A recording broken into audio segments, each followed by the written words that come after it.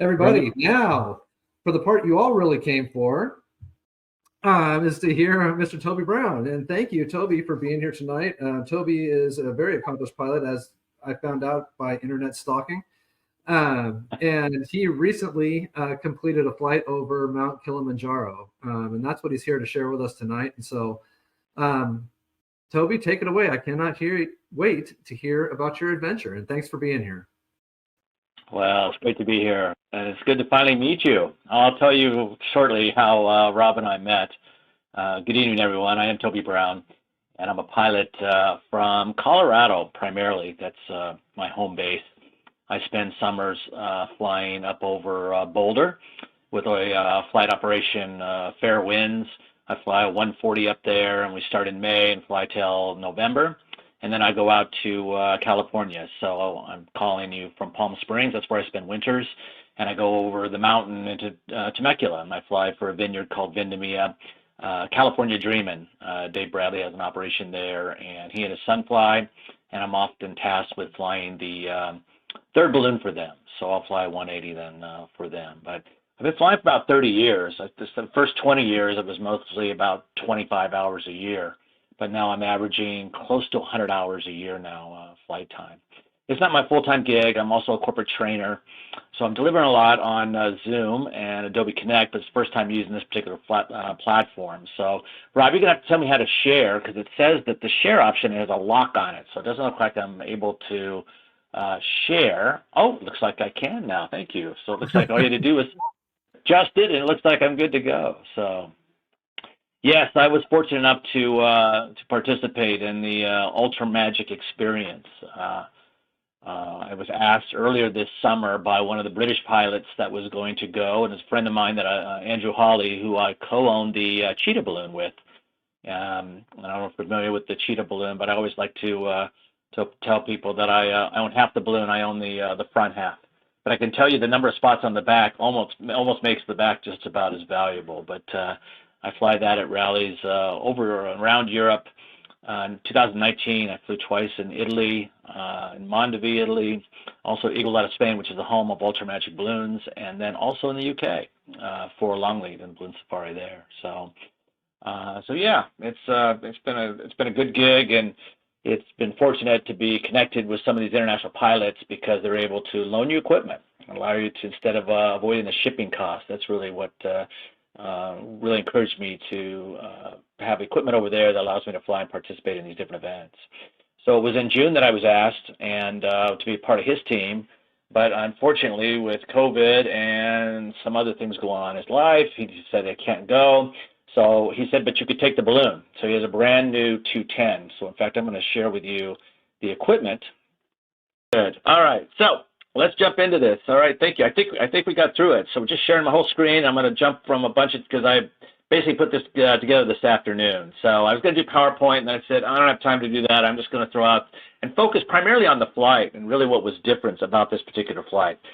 I assume everyone can see the balloon equipment list here. I'm going to go through this here. So the envelope that I was allowed to take, it had 1 hour on it. It was a 210, and when putting this flight together, it was communicated very early on that you would need a large envelope for this particular flight. That if you had 2 people, you would need at least a 140. For 3 people, it'd be a 180. For 4 people, a 210, and if you wanted 5 people, that would be a 250. Now, for those that aren't really familiar with big balloons, we have a 210. We have an N210 that we fly up in Boulder every summer as part of our ride operation, and we fly with pilot plus 8, and we're taking off from 5,300 feet. So here's a pilot plus 2 in a 210 for this particular flight. The basket we borrowed from Ultra Magic was a C4. The burner John bought was an MK30 and had a special adapter on there. It had one of the burners had, in addition to the main fuel line, there was a vapor. So a tank was required for that, for vapor, and then there was a third line that went to an oxygen feed, and that would provide for high altitude. But we ended up going to over 26,000 feet, and I will say right now that the other burner that had no oxygen feed to it remained lit the entire flight. I can't tell you how impressed I am by these particular burners, because both of them stayed lit, even the one that didn't have additional oxygen. It was really incredible, this burner that Paulo Bonanno put together. We had balloon four instruments, which I'll show you a picture of in just a moment. And it was myself, John Petrin, who I actually invited. I think you know who John Petrin is. I've known Johnny for about 29 years. I met him when I lived in Kansas City back in the 90s. He was just right out of school. And but I invited him along just because, well, he has twice the hours. He's John Petrin, but I enjoyed the fact that he was P2 on this particular flight. And then a buddy of mine, Mike Myers, who is just, the Kilimanjaro flight was actually his third flight in a balloon. And I invited him along just because he's very kind of Bear Grylls. He goes out and spends a week out in the wilderness and doesn't think anything of it. So I thought he was perfect to go on this particular trip. It was calculated we'd need about 120 gallons minimum. And so we had 4 15-gallon tanks and 3 20-gallon tanks on board. We took off from, I think these are actually, we took off from 5,200 feet, which is really interesting because it's within about 50 feet of what I typically fly at. And we landed at a little bit below that on the other side of Kilimanjaro. Our max altitude, as I said, was a personal best. I'll talk about that here in just a minute. Well, our top speed was 35. And what was really interesting is that with our flights, observing and preparing for this, we figured out that a lot of the winds going over Kilimanjaro aren't really that strong. That John was noticing that they were, 20, 25 miles per hour, which really isn't a very strong wind going across. So we typically average between 15 and 25 miles per hour, but we did one time reach 35. Our max onboard temperature was only 190 degrees. Flight time was 3 hours, 24 minutes, and we went about 40 miles using about 80 to 85 gallons of the 120 gallons. So let me show you some of the photos. Actually, I'm going to do something else. I'm going to show one of the videos, which you guys can see online. It's just a 5-minute video. Oh, I closed this out and I lost it, didn't I? Let me see here. I wonder if I can do this real quick. Well, let me just go right to the photos. Let's just do it that. I think it'd be easiest. There we go. So I'll tell you, just some specifics about this particular flight. To get there was really an accomplishment. I left December 1st, and this was the week when everything started to shut down because of COVID. And we had discussion: should we do this? Was it responsible that we did this? Are we going to get shut out of the country because of Omicron? And all of this was part of our conversation. And, it was a 13-hour flight to Istanbul where I met up with most of the group that were flying from Barcelona. And then we flew down to Nairobi, Kenya, which was another 7 hours. After doing that, we boarded a bus and drove 6 hours across the border into Tanzania. So the planes, trains, and automobiles to get there was just an accomplishment unto itself. The equipment arrived and actually left Barcelona September 20th, and that was a feat just to get it loaded. I had to go through the Suez Canal and actually arrived of the day that we got there. Got there December 1st on a shipping container. Actually, it was 2 shipping containers that we fit all the equipment for 12 teams. So it was just quite a feat to get all the equipment assembled and put in there. To arrive, we took it out there. We spent the next day putting together the entire afternoon, and it was very much a jungle environment. The thing about Kilimanjaro is that it is the largest freestanding mountain in the world. Mountains like Everest are obviously much higher at 29,000 feet, and there are a lot of other peaks that are higher, but all of them have adjacent mountains that are almost, they're high at 24, 25,000 feet. Kilimanjaro is unique is that it's freestanding, and it's at 19,300 some odd feet. And so we didn't actually get to see the mountain until the actual flight itself, because even though we were down at the camp, notice the clouds that you see here, they butt up against the mountain so that you only saw the base of it for the first 3 days we were there. It wasn't until the morning of that we went out, laid the equipment out, and it was actually raining. And we thought, it was just one of those days you think, wow, as a balloonist, this just does not seem right, laying out all of this equipment to go for a flight. But it's a tropical rain. It was about 70 degrees.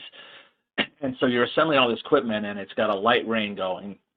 And so we did a quick briefing at 4 a.m. in the morning. The flight was planned for about a 3 to 3.5 hour crossing. And Joseph, who's head of Ultra Magic, came around and wished everyone a successful, safe flight. And I told John I wanted to be one of the last balloons out. I wanted to have balloons in front of me.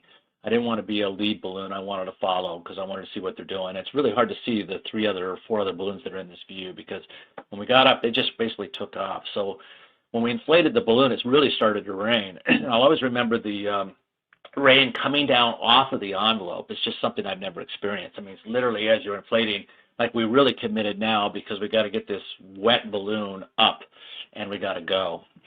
So we had to, we're in shorts and everything, and John said we should do that because if you start to sweat and you've got all of your winter gear on, even though it's 20 degrees up there, you're going to freeze because we're going to go from a sweaty environment and an hour later you're going to be at altitude at 20,000 feet and you're going to freeze. So he's putting together a video that you guys should watch for, and because he had a camera hanging off of it's a 3K camera hanging off the back, and so it's going to be really something he's going to post. So I'm looking forward to what he's doing. He's taking his time putting it together, but I think it's going to be really worthwhile. But I'll always remember ascending out of the clouds because the first 10 minutes you couldn't see anything. I mean, it was going through clouds. I don't know if any of you flown through clouds, but you send out of the clouds, rotate the balloon to the flight, and this was the first view that we saw. And so it was just, I'll always remember that. It was an emotional experience. It's just a massive, massive experience, something I've just never experienced. I mean, I fly in Boulder, so I'm used to mountains, 14,000 feet, but this was just really, really something. So this was our track right here. Like I said, we were the 11th balloon to take off. And you can see, we pretty much went almost directly across the equator. Taking John Peacham was really helpful for that because he's probably one of the top 3 target balloon flyers in the world. I think you guys may realize that. But our trek took us all the way across, and we landed on the other side, and we landed at about 6 miles an hour. So it was just a really nice, easy flight. Total duration then was go back to that. I think we said 3 hour. Yeah, it was 3 hours 24 minutes, and 40 miles, using approximately 80 of those 120 gallons. So this is a photo that I took, and it's just incredible. And we were lucky that it had some snow on it. The last time they did this was 10 years ago, so this was the 10-year anniversary, and I think they had 6 pilots that went across. And it was during the fall, so there was no snow on it at the time. But this is it had some snow, which was nice little dusting, which is really kind of great. This was just a quick screen capture from the back of the balloon. You can see the 2 20-gallon tanks there. All the others were in the basket, along with the 3 of us, and it was a screen capture from the very back there. And then this is one going across the top with the equator. So we had our oxygen here, and I think we were about 22,000 feet at this point. I'd never used oxygen before, so this was kind of a new experience to me, and getting used to that was somewhat new.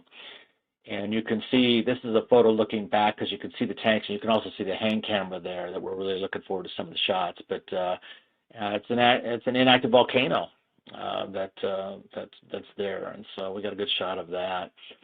And this is from when we were going up. We thought we were at 25,000 feet, but of course John and I don't know how to use flight test. Neither he nor I adjusted our instruments, and so this was the barometric reading. So in fact, we went to 26,000 feet.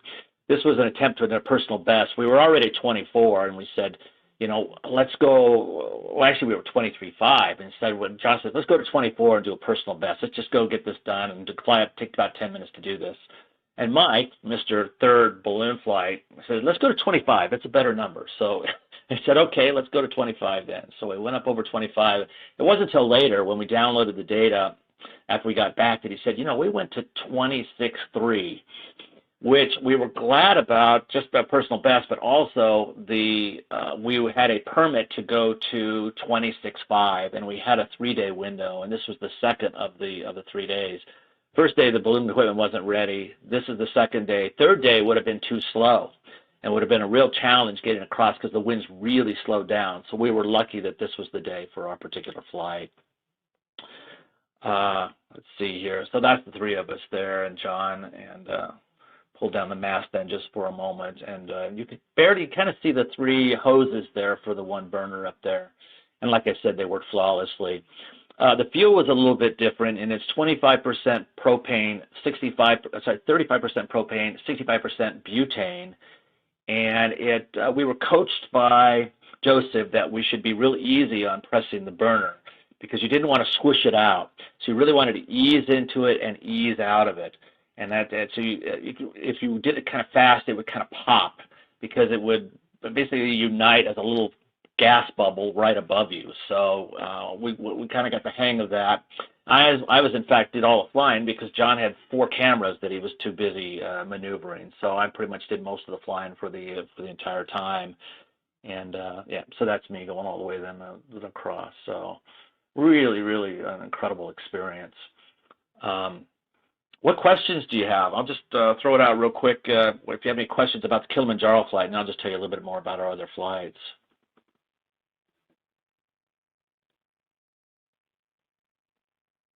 Any questions? Did you notice a difference in the flying with the propane butane mix and the pressure? The pressure, I did. We also did nitrogen on top of it. So yeah, we did. It was. I did notice it had a slightly different smell. It burns a little bit hotter, and I was also told it's a little bit sootier. Now, this was a new balloon, and we weren't using enough to really do that. But for a lot of the teams that were with us, they fly regularly this propane butane mix. But with the nitrogen pressurization, which is what we did is we ended up pressurizing 2 tanks, takeoff tank, and then we would leave the second tank as the reserve for landing tanks. So the other ones weren't pressurized, which means you just spent a lot more time, a lot more burning. But we were also fairly light. We probably could have taken one additional person. We had 4 people on the team, but one of my guys 3 days before, Christopher, lives in Barcelona, calls me and says, I just failed a COVID test, so I'm not going to be able to go. So I had 5, then down to 4, now it's just the 3 of us going. But you know, that's just kind of, we decided to go forward, and glad we did. Other questions? I've got a question about things like chase. When you've obviously got a launch point that's set, and you're flying across the mountain. How did you arrange how did Ultra Magic and the crew arrange the rest of the stuff to capture you guys? Because it can't be that easy. You're not going to have you're not going to have county roads every mile. No. What there was a large main road, and we were told to land as reasonably close to that. On top of that, we also had the yellow brick GPS that marked our location. So they could find you. So they could find us, exactly. And so we landed right by David Beresford, was a British pilot and a Virgin balloon. So he was right by us when he landed. And our retrieval, we waited about 2 hours for them to come. And they had a bunch of trucks, and then they moved them all to a central area, which they moved into larger trucks. And that's when we ended up taking those over to go to the Ngorongoro crater. All right. What are the questions? I've got one. How do you get invited? How do you get invited? Well, that's I've had a lot of friends ask that. First of all, it's helpful if you have an Ultra Magic balloon. That's certainly part of it as well. And it's the Andrew Hawley, who was gone before, went to Madagascar. He went to Ultra Magic Experience 5 years ago. So we had I was basically the second U.S. team. Greg Winker, Rick Jones, and Jason Adams were the other U.S. team, and they actually bought a 180 for the purpose of this trip. So they bought it, had it made, and are going to ship it over. It's going to be 2 months now to get from Africa to getting up to Barcelona. Once that happens, I think they're going to figure out how to bring it over here and either sell it as a complete system or part it out. So that's kind of a requirement. But I know the Ultra Magic people as well because I fly Ultra Magic equipment up in Boulder and also out in Temecula. So yeah, that helps. Other questions? All right. So the equipment. This is a question for the. I've got a question for the club. Does anybody want to go in on an Ultra Magic 210?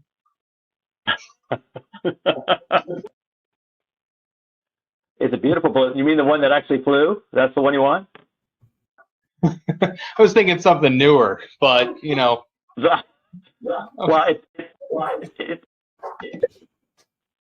it's only got 5 flights on it, and it has the distinction of having gone over Kilimanjaro. So there. And it was only rained on. It was only rained on for about a half hour. So once we got up there, it dried out nicely, and we flew at cool temperature, so it wasn't cooked. None of the envelopes were cooked by any means. Good. Other questions? Yeah, maybe how much of your oxygen capacity did you use through the flight? So we had 3 oxygen tanks. Mike and John were on one because I was in the pilot compartment. This basket was a reject from a customer that was sitting around the factory, and it was a C4, which is really not much bigger than a 105 or 120 basket. Had a funny partition with a little. It was made to have a cook, so I had a table that flipped up for a cook, and it was too small. So it's a nice, beautiful basket, but really wrong for the size. So they had their own oxygen tank over there. I had a tank for the burner over in my pilot compartment, and then I had my own tank. Now my tank, for some reason, was kind of a little bit low. It was in the, there's the green, yellow, red, and mine was already partway in the yellow when we started. So I said, well, I'll take that tank because it's going to be just me on it. You guys get the one that's completely full, and then the other one we'll reserve then for the burner. So we added at 3. It goes up to 10, right? I had it at 3. When we got up to altitude and decided to go up to over 25,000, I moved it up to 5. And so we were on oxygen for about an hour, 15 minutes of the flight, and then we ended up coming down.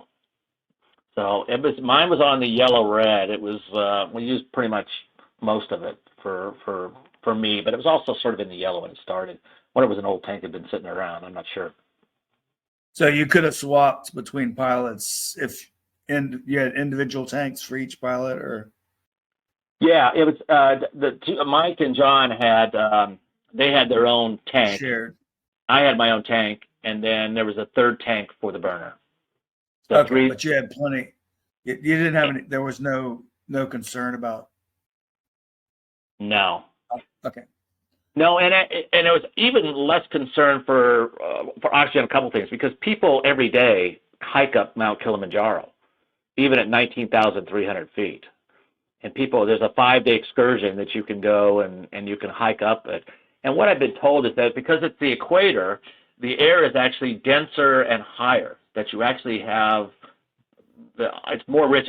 I guess what I'm saying is that being at 19,000 at the equator is different than being at 19,000 in Alaska. Now I've only read stuff about it, so I don't know how true this is, but it's real. Yeah, it's just pressure density, but I'm glad. I just was wondering if you had any challenges, but if you have plenty of reserves, then obviously it worked out well. Yeah. And congratulations on a great flight. I'll sign off on that. All right. Thank you. Any other questions about Kilimanjaro? It's really got to feel good. The personal satisfaction of having made that flight's got to just really make it glow. Yeah, it did. It was emotional. And I was talking to Joseph afterwards, and I said, I just can only describe it as a massive experience, because when we came out of the clouds, and the video, the 4K video that's going to come out this month is going to reveal that. You're going to see the clouds coming through it, flipping around in the mountain there, and I'm hoping it captures it. Again, all pictures never do justice, but I just remember it was so emotional. We were like, the three of us were like, oh my God, oh my God, oh my God. It was so impressive. It was just, I'll just never forget it. Just never forget it. You didn't have to land back through the clouds. I take it that you were late enough in the day that they were gone. That what we're gone, I'm sorry? You weren't landing in the clouds. It was late enough in the day when you landed. It was late enough in the day when you landed that they were gone. Yeah, well, on the other side of our track, we pretty much went down through the kind of between clouds then at that point. And if you've ever, I know a lot of people haven't done cloud flights. If you ever get a chance and you know your flying area, it's really cool. But we're supposed to stay out of them, but just do it sometime if you can, because it's really cool. Anyone else? All right, I'm going to just quickly talk about my other flights, and then we'll finish up here. This is the Ngorgo crater. So there's 3 parts to this trip, and this was the second part.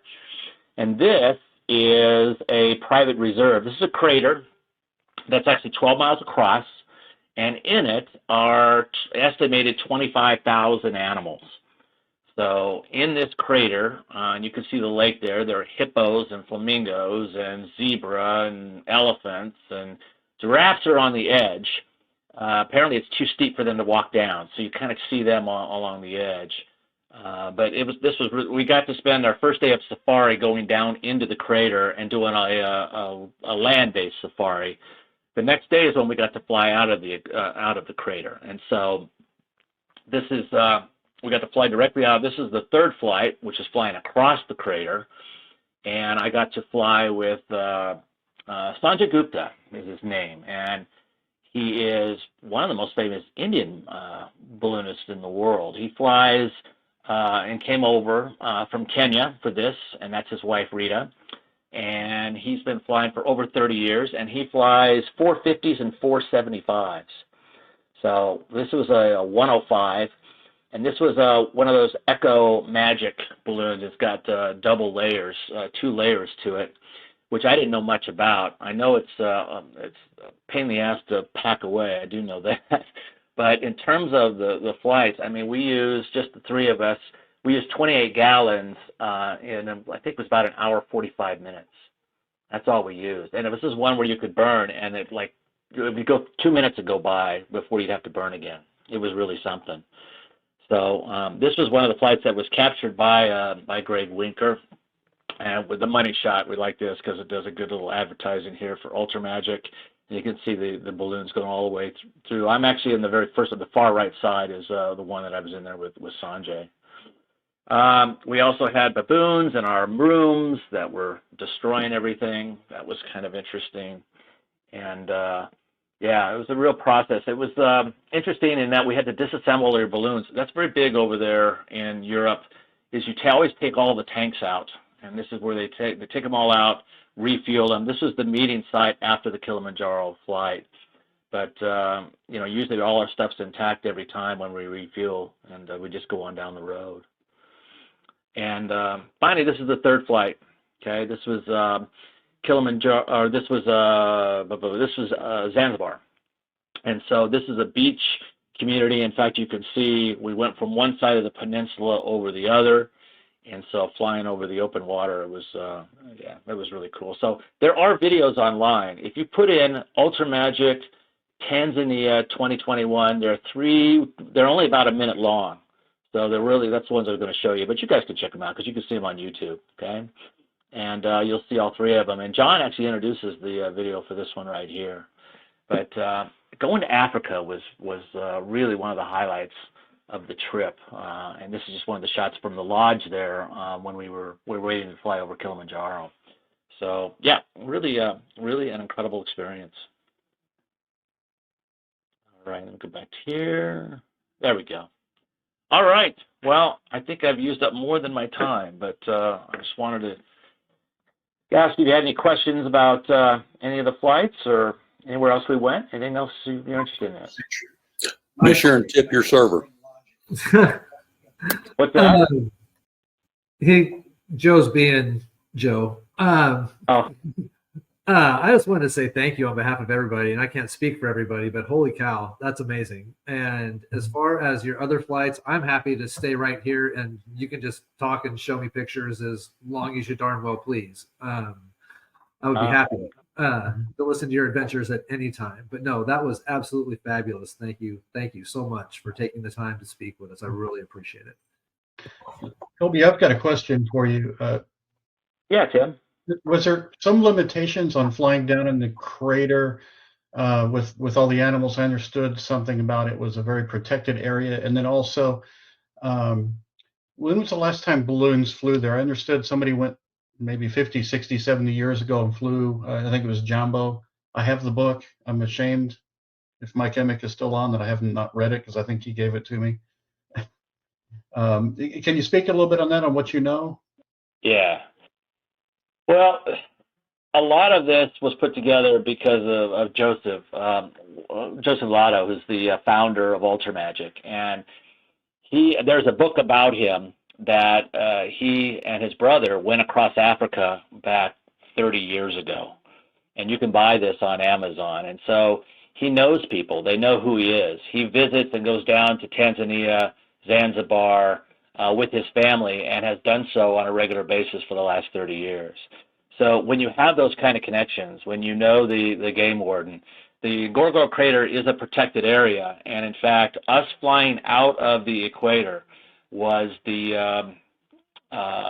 was the first time that they'd ever allowed it, and it was during one of his last trips. Apparently, he's been asking for over 10 years, and he says, "Can we do it?" And they're like, "No, they're not doing it." "Can we do it?" "No, they're not doing it." Well, this last summer when he was there, "Can we do it?" And the guy said, "Okay, you've been asking me for 10 years, so I'm going to allow you to do it." There's Jumbo, yeah. And so they went across it, but they didn't actually fly from it, and so that's distinctly what's different.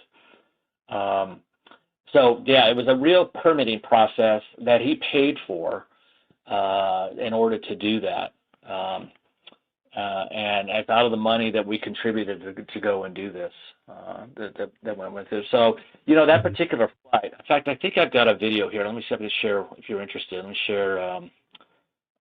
This is what it looked like inflating. Mm-hmm. Is that water buffalo? Wow. Yeah. But this just gives you an idea of what you're kind of in for. Joseph's actually inflating the balloon on the left. He was the lead balloon, and this was our flight out of the crater. Oh, it was my least favorite flight, just because of the amount of winds. I mean, this is one of those things where you've got one shot, so you're going to do it, and just do it. Stay. You don't hurt anyone. If you damage the balloon, well, it's all going back to Ultra Magic anyway, so they can fix it. You guys needed a runway. What's that? You needed a runway. Yeah, you did. There was like a hippo pond right on the other side, so you wanted to make sure you didn't have any false creatures. You're going to end up with the hippos. Wow. And I was waiting for the winds to die down, and they just really didn't. Not at all. And these are actually his daughters that flew. All four of his daughters. He doesn't have any sons. He has four daughters that took off and that flew as well. But yeah, and here's Paula Banana, who flew with me. I flew and had a pretty rough landing coming out of it. I mean, we were doing about 28, and then we came out and we were doing about 23 down to 20. But we kind of go down over this hill, and it kind of took us down into this thorn bush, and not one of my better landings, I'll say, but there's just a slight tear of the balloon, but not too bad, about 3 inches, and we lived, so I guess that's a good thing. Fantastic. Thanks for that. Now I've got to add Jumbo to my ever-growing reading. I haven't read it either, Tim, so now I'm going to read it with appreciation for what was accomplished. But yeah, it was a unique experience, and the decision to go, even in the light of COVID, I told these guys, and John was the same way. He said, "Well, if they go and we're not going, we're just going to miss out." So, and I said, "Let's just go. And if the country shuts down in the next 2 weeks, I guess we'll just, we'll be stuck in Zanzibar, which is really not a bad place. So you'll be on the beach then for weeks. Or if you catch COVID, then you'll live on the beach in Zanzibar for a week or something. So. It's amazing where you can get a balloon to fly into with permission. It kind of reminds me of flying in white sands. A civilian aircraft just cannot fly in the missile range, and yet you have an insider in there and they can get a balloon event. We had one of our flights in Zanzibar. The police came and pulled our. We had the equipment being collected one way. We had a bus collecting everybody. There was this whole collection process, and the police came and pulled the bus over. And then we took the bus to the police station. So then we got on the phone and said, Joseph, come get us. We're at the police station. So he pulls in, and he goes in with these guys. They all have guns and everything. And he goes in with about 6 of them. He's in there for about 10 minutes. He comes out, and he's holding a soda, and he comes out, and he goes, okay, we can go now. And then comes in, and I don't know how this works. I don't know if there's a payoff, or who knows. You don't want to necessarily see how the sausage is made sometimes, but I didn't end up in Zanzibar jail, so I guess that's a good thing. Oh, what an adventure. Thanks. Yeah, it really was. All right. Well, listen, guys, I met Rob because, just real quick, that Balloon 4, I've got my eye on buying one because that was John's that we're using. And I met Rob because I have a Digitool, and he posted that he was looking for a Digitool. And I hit him up and I said, I have a Digitool that I bought 2 years ago, and I just don't use it. And because I have a 6040. So this Balloon 4 is a $2,100 instrument, right? And Digitool's about half of that. I'm giving Rob a deal on it. Plus, I'm going to have my 6040. I'm going to sell both of those, and I'll have enough for a Balloon 4, or within $500 anyway. So I'm upgrading. So Rob, you're going to get my as soon as I get back to, I got to run back to Colorado because it's actually in Denver. He's going to get my Digitool, and then I'll have my 6040. If you guys want a deal on a 6040, I'll give you about half the price of a brand new one. Just let me know. So there you go. Yeah, you gave me up, so you'll know. But anyway, that's how we came to each other, and I just got inspired, and my wife, convinced me to give Toby a call and ask him if he would present for us. And I think we're lucky. I feel blessed that you came by, and shared with us. So thank you again so much for coming and sharing with us tonight. My pleasure. Anybody else have anything before we go? All right. Well, Toby, Thank you, Toby. I appreciate it. My pleasure. Maybe I'll see you guys in Albuquerque. Come say hello. Come say hello if you see me in Albuquerque. I'll be there. Oh, yeah. Do you have a regular space that you fly out of? Echo 7. And I fly for Coronado Center. Oh, fantastic. We'll come see you. I usually live on H or G row, so we'll come see you. Okay. I'll be there. I'll definitely be there. Come down to the Labor Day liftoff and say hello as well. And that's how I got my start, Tim, was over Labor Day back in the 80s. I was a crew member back when I was in high school. Oh, and then I went to DU, and it was Dewey Reinhardt that got me connected, and that's my hometown, my home base, my hometown rally is Colorado. Awesome. I usually go up there and help Dave Bear out, and so be good to chat with you some more this summer. I'll be flying. I flew the Unicorn, the purple Unicorn at Albuquerque. The Monahan brothers are buddies of mine too, so I'll be flying that at Albuquerque too. So come see me with the Unicorn. We'll definitely do that. Love to hear some more of the stories. Absolutely, my pleasure.